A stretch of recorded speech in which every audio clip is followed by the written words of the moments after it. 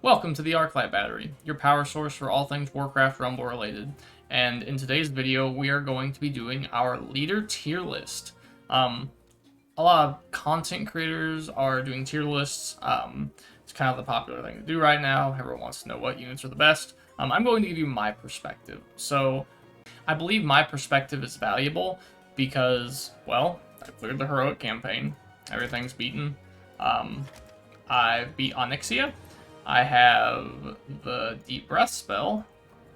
Let's find it. There it is.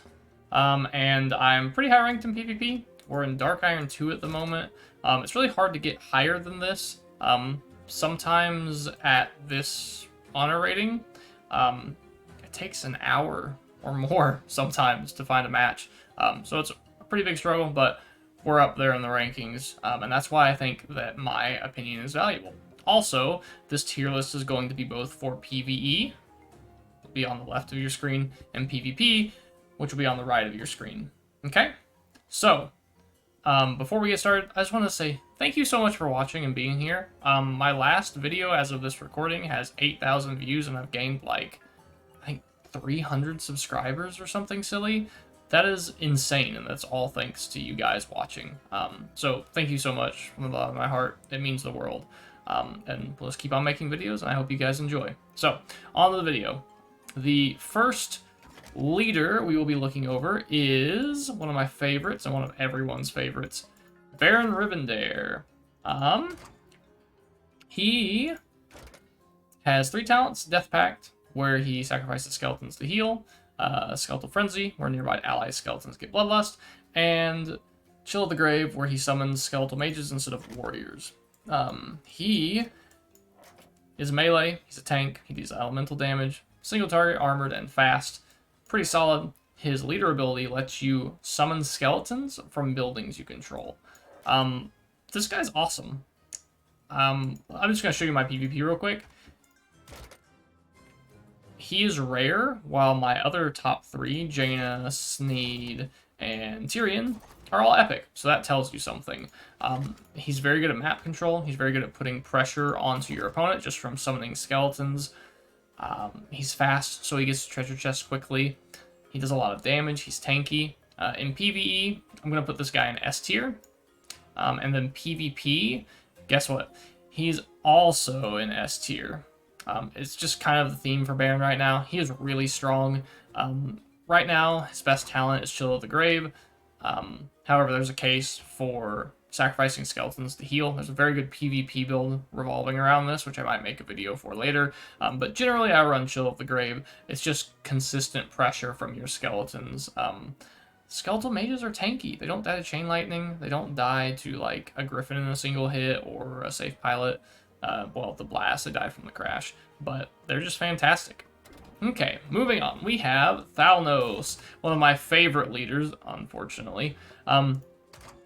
He has 3 talents: Drain Life, which gives him lifesteal, Bane, which when playing a spell, he gains 30% attack speed for 5 seconds. And I don't know what the other one is called, but it makes him gain 2 levels if you play a spell that costs, I believe it's 4 or more. Yeah, and it's called Dominance, which gets to his passive.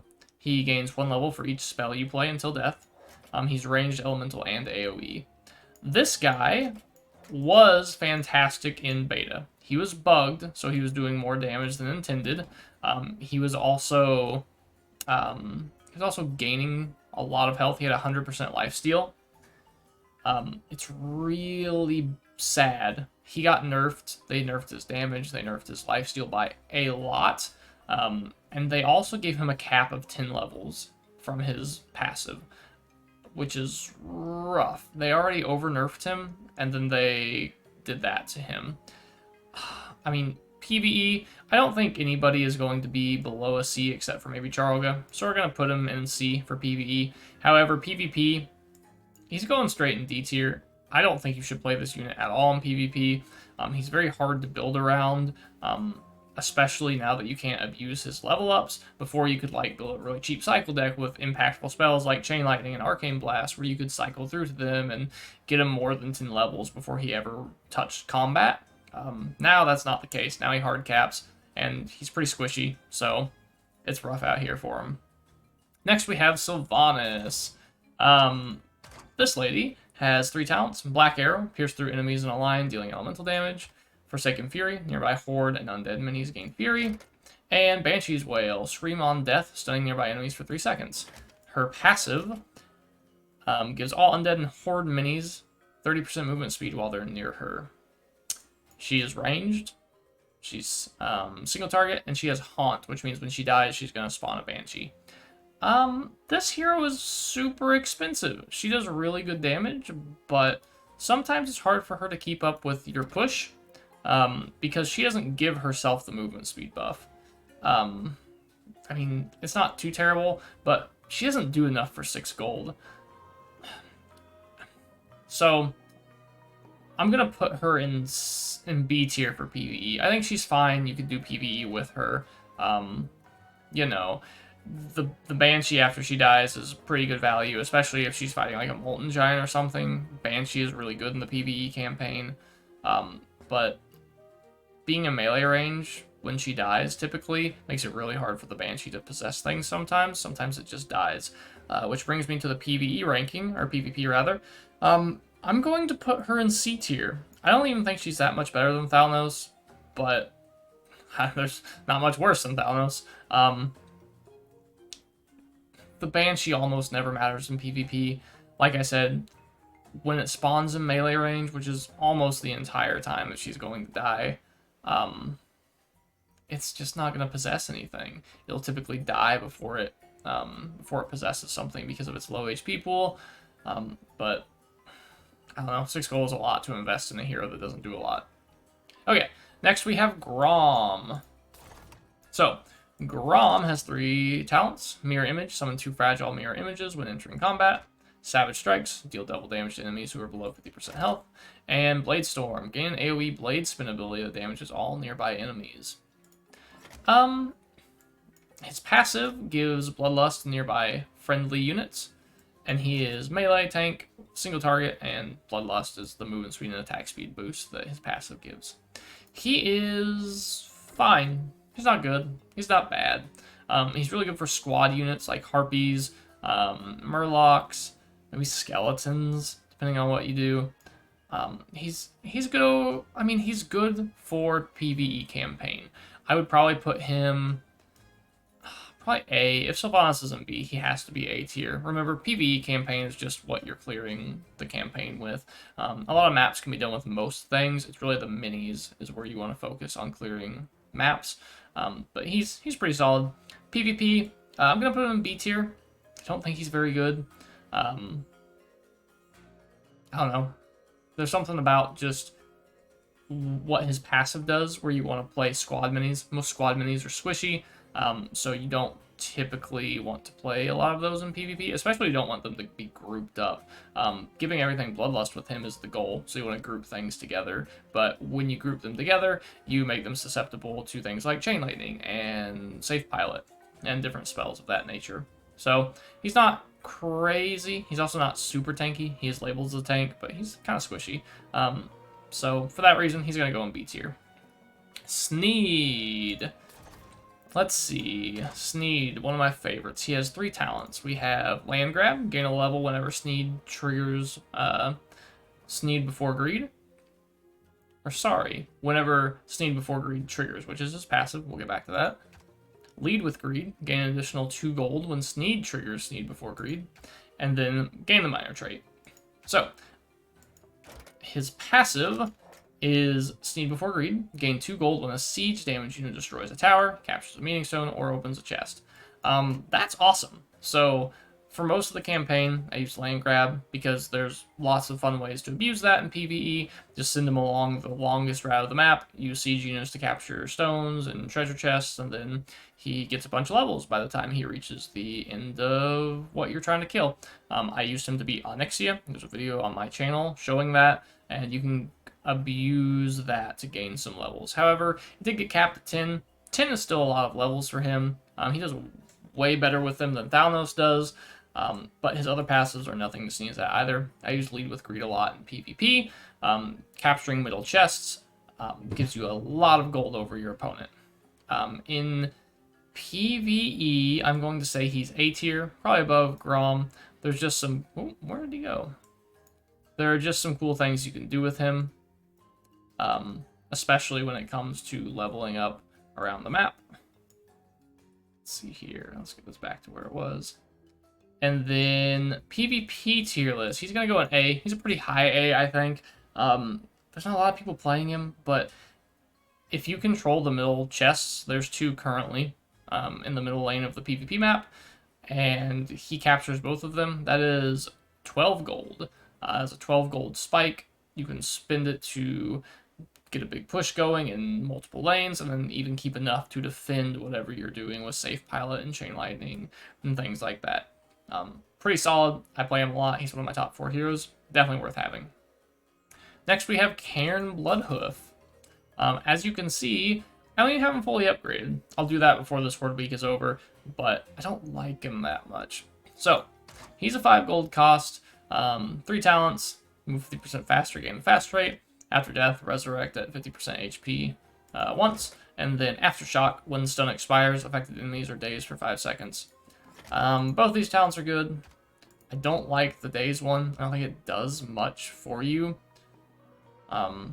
Because he has to be in melee range to hit things anyway. His Aftershock that he does is like a big frontal.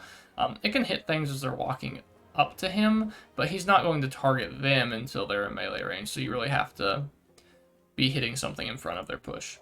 His leader ability is that Horde troops have 20% extra health. This is actually what I think is a pretty strong passive. However, the Horde units in the game are not super strong at the moment, which means that his leader ability is not going to be strong either. He's melee AoE because he does the frontal stun. He stuns on attacks, but it's not for very long, and he's a tank, and he's fast currently because I have this talent equipped. PvE, he's probably B tier. I would probably put him above Sylvanas. He's much better than her, but they're both pretty solid. In PvP, I'm going to put him in low B, somewhere down here. He's not as bad as Sylvanas, but he's not as good as Grom.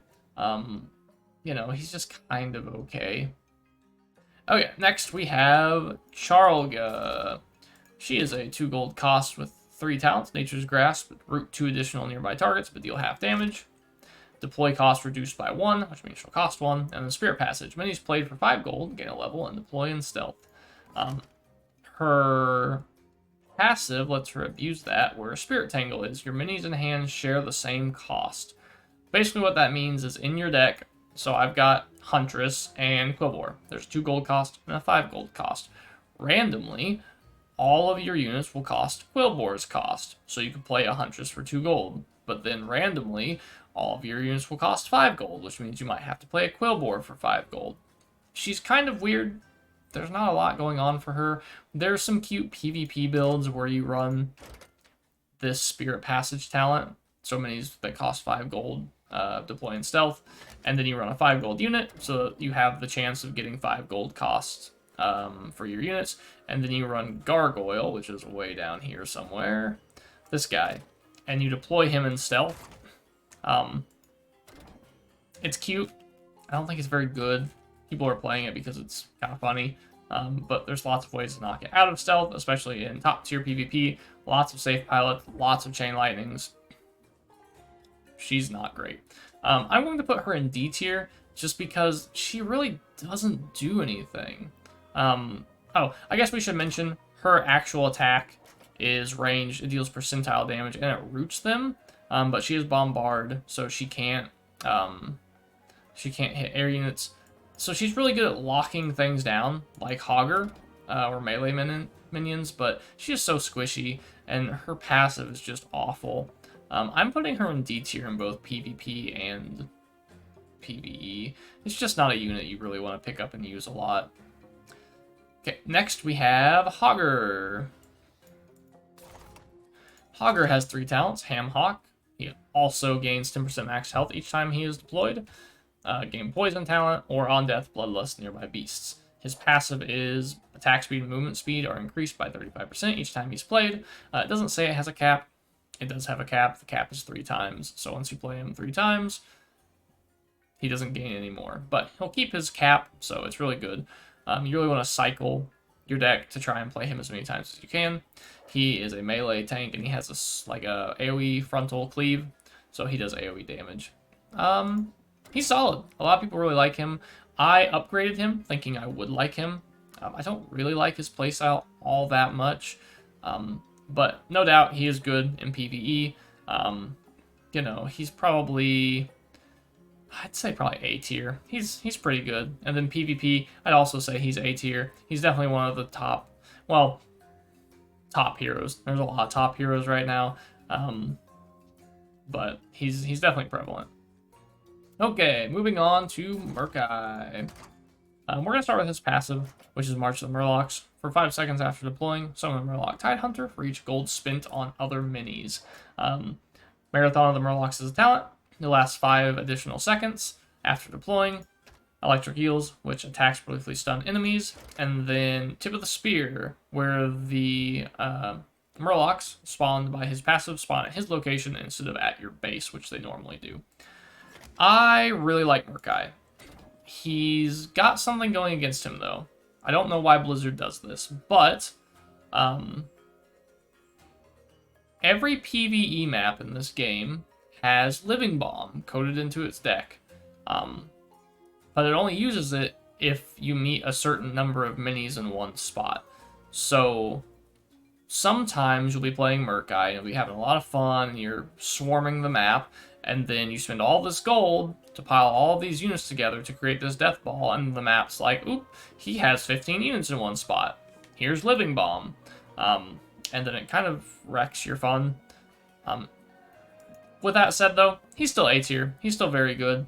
You just have to kind of worry about spreading your units out a little bit, and he's probably A tier in PvP too. There's a lot of really cool ways you can build him. And he just swarms the enemy base. It's so good. Jaina, a lot of people aren't playing, but she is very good in PvP. If you have a Jaina out and you have a Chain Lightning that's 3 levels higher, because of Jaina's passive, it'll one-shot Murk-Eye. And if he dies, then his passive stops. You don't get to summon Murlocs. So he can be rough against some matchups, but other than that, he's pretty good. Okay, next we'll move on to Drakkisath. His passive is Banner of Flame. Nearby enemies take 50% more elemental damage. He has 3 traits or talents. Chromatic Scales grants nearby allies the Resistance trait. Piercing Blows attacks pierce through enemies in a line. And then Lasting Legacy. On death, draw a banner. Nearby enemies take 50% additional elemental damage. Last 10 seconds. He's 5 gold. He's single target. He's resistant, does elemental damage, he's a tank. He is tanky, but he is 5 gold, so you would expect him to be tanky. So there is a weird PvP build with Drakkisath where you put the Shaman behind him and give him armored, and he becomes a pretty big tank. You can death ball with him like that, and I would venture to say he's probably low B, high C in PvP. PvE, he's probably B. I'd give him a B tier. He's very, very solid, but nothing too crazy. Let's go to Rend Blackhand. So he is a 6 gold cost with the leader ability Blacken the Skies. Your other flying troops cost 1 less gold while he is in play, but no less than 2. He has 3 talents, Scale and Steel, where you gain resistance while flying, and Armored while dismounted. That's another one of his perks. He starts on a flying dragon, and once the dragon dies, he lands, and he does AoE damage. His other 2 are Legionnaire, dismount when first taking damage, and then the Drake continues fighting, which is pretty solid. Flaming Soul, cast Living Balm upon dismounting, damaging nearby enemies. Living Balm is a spell that puts a timer on everything around it, and then all of those timers detonate and deal AoE damage in an area. But that's what AoE damage means. But it's pretty good in large groups, but I really like the Scale and Steel talent. He's flying, he dismounts, he does AoE elemental damage, but when he dismounts, he does physical damage. I believe... yeah, should be. Okay, this guy, even though I just have him at uncommon, is very good. we can watch him dismount here, and he charges and AoE swipes. Pretty solid. This guy's good. PvE, I'm going to throw him in S tier with Baron. Lots of gold cost reduction is very good. I mean, gold cost gets you through most things in the game. It can be kind of clunky for newer players just because 6 gold is a lot, and you really have to know how to protect him to get value out of him. He is tanky by himself, but it doesn't mean he's invincible. And then PvP, I'm going to put him in A tier. I think he's good. I don't think he's amazing.